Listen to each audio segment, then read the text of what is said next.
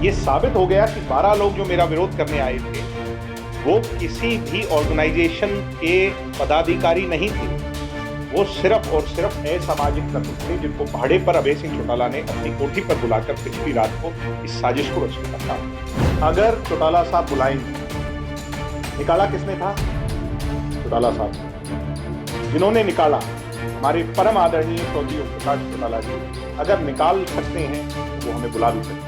अभय सिंह चौटाला और उनके सुपुत्र जो मेरे भाई हैं, वो राजस्थान में किसका प्रचार कर रहे हैं? भारतीय जनता पार्टी। अभय सिंह चौटाला का एमएलए का, विधायकी का, राज्यसभा का वोट किस पार्टी को गया? भारतीय जनता पार्टी। इसी की जमानत हुई। इसलिए हरियाणा का माहौल खराब ना करें। मैं बार बार आपसे अनुरोध कर रहा हूं, इन विरोधी नेताओं को चेता रहा हूं कि अगर आपने ये करवाना बंद नहीं किया तो फिर आपका विरोध होगा, क्योंकि आप पर हमारे से भी गंभीर आरोप है। लोकसभा चुनावों के बीच हरियाणा के सबसे बड़े सियासी परिवार में घमासान मचा हुआ है।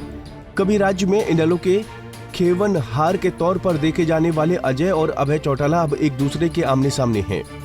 दोनों भाइयों के बेटे भी एक दूसरे के खिलाफ मैदान में उतरे हुए हैं। अजय चौटाला के बेटे और जेजेपी के प्रधान महासचिव दिग्विजय चौटाला ने अपने चाचा अभय चौटाला पर एक बार फिर सनसनीखेज आरोप लगाया है।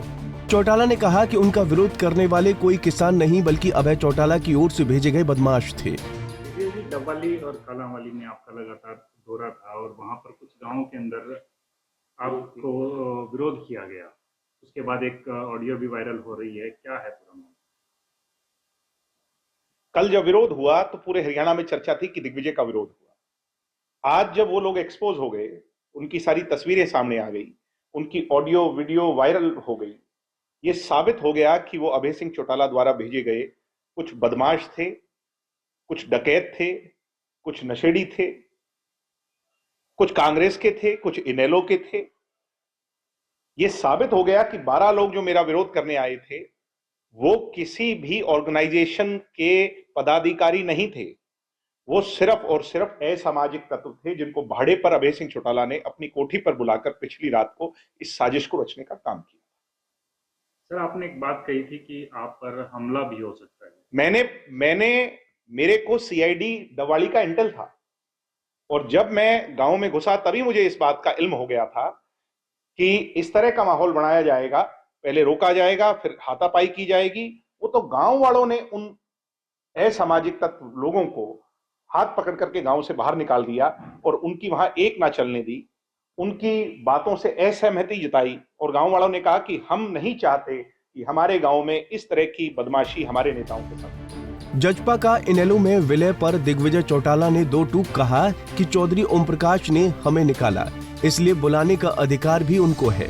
अगर वो हमें निकाल सकते हैं तो वो हमें बुला भी सकते हैं। कुछ मीडिया रिपोर्ट में ऐसा आ रहा है कि इनेलो और जजपा एक हो सकते हैं। नहीं, ये फिर वही सवाल है जो आप बार बार अजय सिंह जी से पूछते हैं। अजय सिंह जी सकारात्मक जवाब देते हैं, फिर आप अभय सिंह जी से पूछते हैं, वो नकारात्मक जवाब देते हैं। इस तरह की कोई बात नहीं है। मैं बड़े क्लियर तौर पर कहना चाहता हूं, एक बड़ी हाइपोथेटिकल बात है।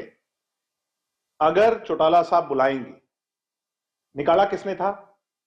चौटाला साहब ने। जिन्होंने निकाला हमारे परम आदरणीय चौधरी ओम प्रकाश चौटाला जी, अगर निकाल सकते हैं तो वो हमें बुला भी सकते हैं। वो अधिकार भी उनका था, ये अधिकार भी उन्हीं का ही है।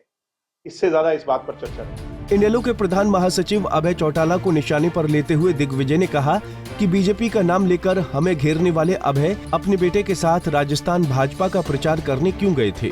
राज्यसभा के चुनाव में भी उन्होंने भारतीय जनता पार्टी को वोट दिया था। वहीं गांव में विरोध कर रहे किसान नेताओं को पंजाब का उदाहरण देते हुए कहा कि उनका भी हश्र वैसा ही होगा। एक बात मैं और उसमें वो जोड़ दूं, मैं एक बात और आज तथ्य की करना चाहता हूं। तथ्य की बात यह है, अभय सिंह चौटाला और उनके सुपुत्र जो मेरे भाई हैं, वो राजस्थान में किसका प्रचार करने के लिए गए? भारतीय जनता पार्टी का। अभय सिंह चौटाला का एमएलए का, विधायकी का, राज्यसभा का वोट किस पार्टी को गया? भारतीय जनता पार्टी। अगर ये इस तरह के बदमाश किसान यूनियन का झंडा लेकर के हमारा विरोध करेंगे तो फिर हमारे किसान, हमारी पार्टी से संबंध रखने वाले किसान इन लोगों का विरोध भी करेंगे। उस बात के लिए इनको तैयार हो जाना चाहिए। ये इस तरह की गुंडागर्दी बंद करें और प्रजातांत्रिक प्रणाली में वोट से फैसला करें। अगर आपकी बात से सहमत होंगे लोग तो वो हमारे विरोध में वोट पे डालेंगे, और हमारी बात से अगर वो सहमत होंगे तो वो हमारे पक्ष में डालेंगे। मगर मैं इतना ही कहना चाहूंगा कि पंजाब में इस तरह के लोगों ने अपनी किस्मत आजमा के देखी, किसी की जमानत भी नहीं बच पाई। इसलिए हरियाणा का माहौल खराब ना करें।